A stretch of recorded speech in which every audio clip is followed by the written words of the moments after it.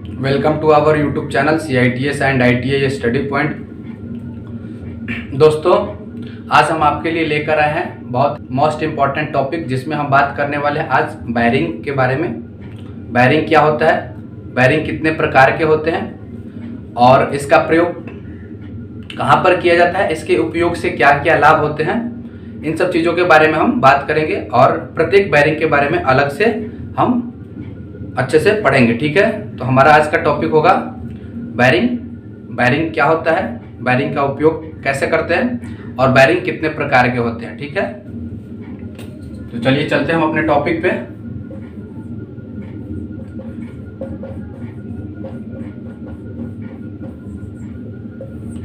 हो गया वायरिंग। तो सबसे पहले बात आती है कि वायरिंग क्या होता है। तो वायरिंग आप लोगों ने नाम सुना होगा। वायरिंग एक रिंग की तरह होता है, गोल होता है, और इसका उपयोग जो होता है, वायरिंग के बारे में मैं बता दूं कि वायरिंग एक राउंड यानी गोल किसी भी शाफ्ट या होल को अच्छे से घूमने के लिए, स्पीड में घुमाने के लिए तथा भार सहन करने के लिए इसका प्रयोग किया जाता है। दो पार्ट्स को आपस में मैच करके एक साथ चलाने के लिए वायरिंग का उपयोग करते हैं।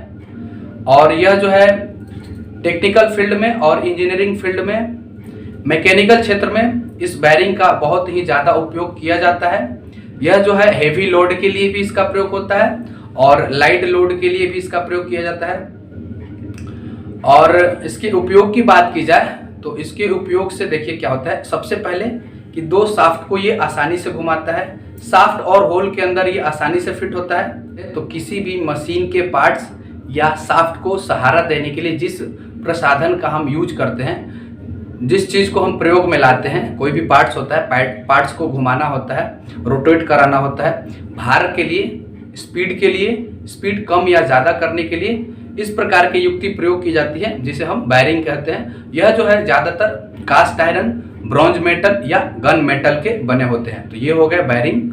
वायरिंग क्या होता है कि दो शाफ्ट को घुमाने के लिए, शाफ्ट या होल के अंदर फिट करने के लिए, या किसी मशीन पार्ट्स को रोटेट कराने के लिए, या तो हाई स्पीड या तो लो स्पीड, ज़्यादा भार सहन करने के लिए या कम भार सहन यानी हेवी लोड के लिए या लाइट लोड के लिए जिस युक्ति का हम उपयोग करते हैं वह जो होता है वायरिंग होता है। इसका प्रयोग मैकेनिकल डिपार्टमेंट में, इंजीनियरिंग डिपार्टमेंट में, ऑटोमोबाइल सेक्टर में या किसी भी मशीन रिपेयर पार्ट में ज़्यादातर प्रयोग किया जाता है। यह जो होता है, अब इसके उपयोग की हम बात करें तो जो भी हमने बताया ये सब उपयोग होते हैं, लेकिन यदि इसको देखा जाए अच्छे से तो उपयोग में देखिए क्या क्या होता है। इसका प्रयोग शाफ्ट व स्पिंडल को घुमाने के लिए किया जाता है। इसके प्रयोग से किसी भी पार्ट्स को हाई स्पीड में घुमाया जा सकता है। इसके प्रयोग से किसी भी पार्ट्स या मशीन के ऊपर हेवी लोड दिया जा सकता है। और जो है वायरिंग के उपयोग से किसी भी पार्ट्स या मशीन में घर्षण को कम किया जा सकता है। घर्षण कम करने के लिए ही जब दो पार्ट्स आपस में रगड़ खाते हैं, फ्रिक्शनल मतलब घर्षण उत्पन्न करते हैं, तो उस घर्षण को रोकने के लिए, उस घर्षण को कम करने के लिए भी वायरिंग का उपयोग किया जाता है। और इस वायरिंग में लुब्रिकेंट का प्रयोग करते हैं। ठीक है, तो ये रहे वायरिंग। अब बात करते हैं वायरिंग के प्रकार की। वायरिंग कितने प्रकार के होते हैं, तो देखिए मुख्य रूप से वायरिंग का जो वर्गीकरण किया जाता है, वायरिंग के प्रकार की बात की जाए तो दो तरीके से इसके प्रकार को हम वर्गीकृत करते हैं। ठीक है, पहला जो तरीका होता है उसमें है, पहला जो है, एक है घर्षण के अनुसार, यानी जो घर्षण होता है, फ्रिक्शन होता है उसके अनुसार, और दूसरा जो तरीका होता है वो भार के अनुसार, जो है घर्षण के अनुसार, घर्षण के अनुसार, और दूसरा जो है भार के अनुसार। ओके, आप इसको अच्छे से समझिएगा।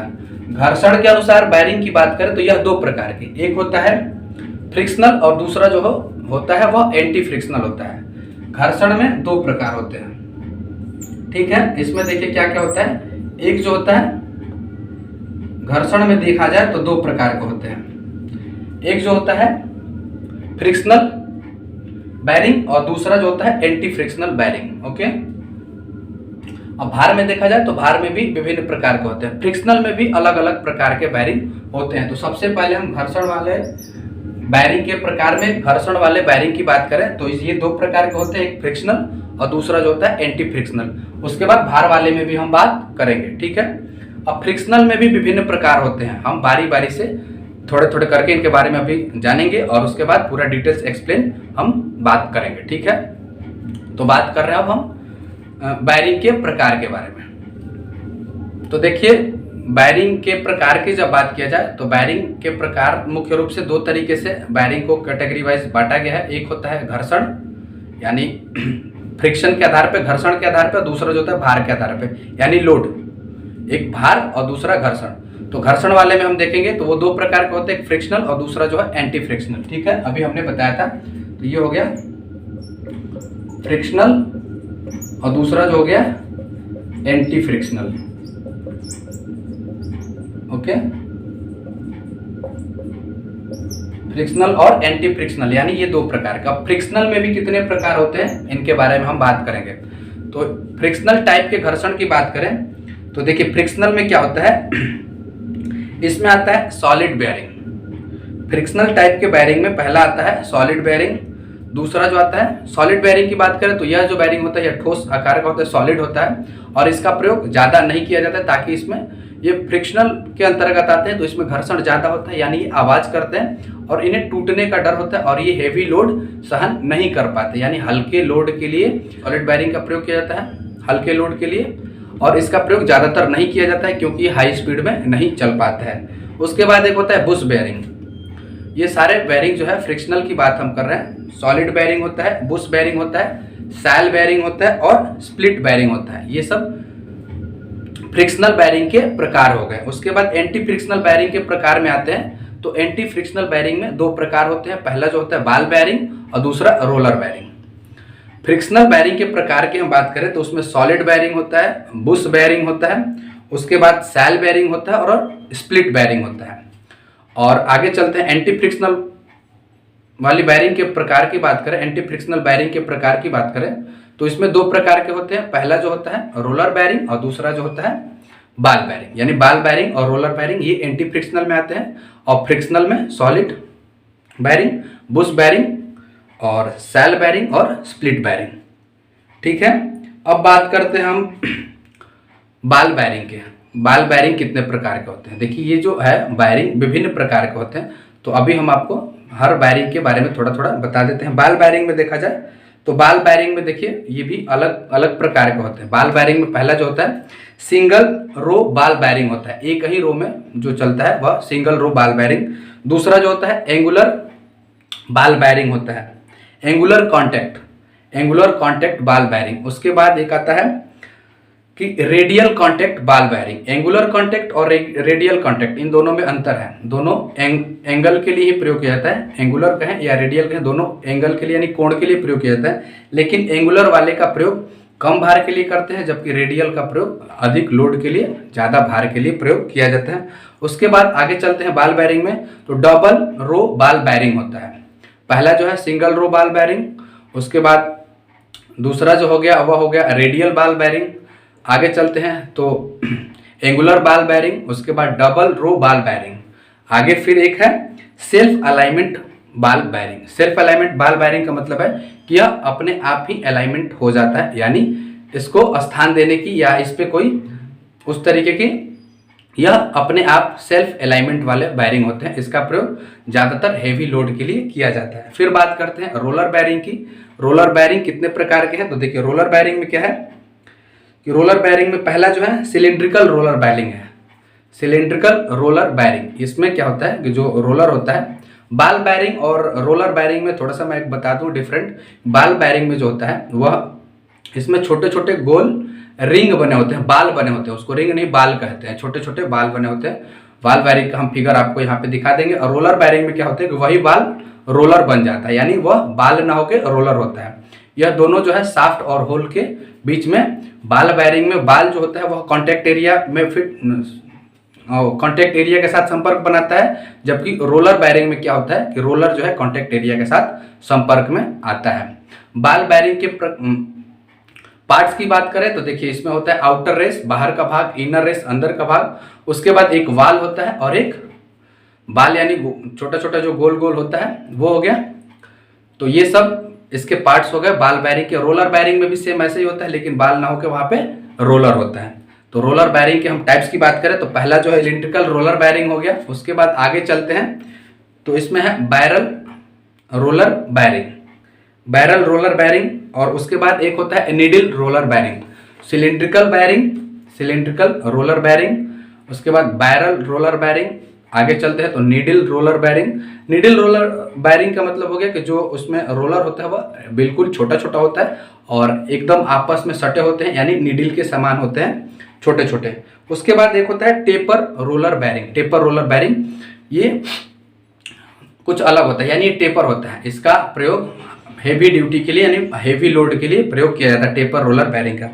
और इस टेपर रोलर बैरिंग को देखिए, ऑप्शनल क्वेश्चन हमेशा पूछा जाता है कि टेपर रोलर बैरिंग का दूसरा नाम क्या है, तो इसको बोलते हैं end thrust bearing. End thrust bearing यानी बिल्कुल ये टेपर रोलर बैरिंग को हम इंड थ्रस्ट बैरिंग भी कह सकते हैं।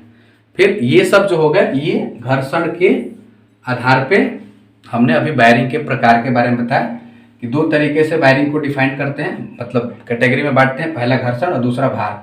तो घर्षण में फ्रिक्शनल और एंटी फ्रिक्शनल। फ्रिक्शनल में क्या क्या आता है हमने बताया अभी कि फ्रिक्शनल में आता है सॉलिड बेयरिंग, उसके बाद बुश बेयरिंग, सेल बेयरिंग और स्प्लिट बेयरिंग। ये जो है फ्रिक्शनल बेयरिंग में आते हैं। जबकि एंटी फ्रिक्शनल बेयरिंग की बात करें तो एंटी फ्रिक्शनल बेयरिंग में दो प्रकार के बेयरिंग है, एक है बाल बेयरिंग और दूसरा जो है रोलर बेयरिंग। तो बाल बेयरिंग में भी प्रकार होते हैं और रोलर बेयरिंग में भी प्रकार होते हैं। बाल बेयरिंग के प्रकार की बात करें तो बाल बेयरिंग में देखिए क्या होता है कि सिंगल रो बाल बेयरिंग, उसके बाद सिंगल रो बाल बेयरिंग और डबल रो बाल बेयरिंग।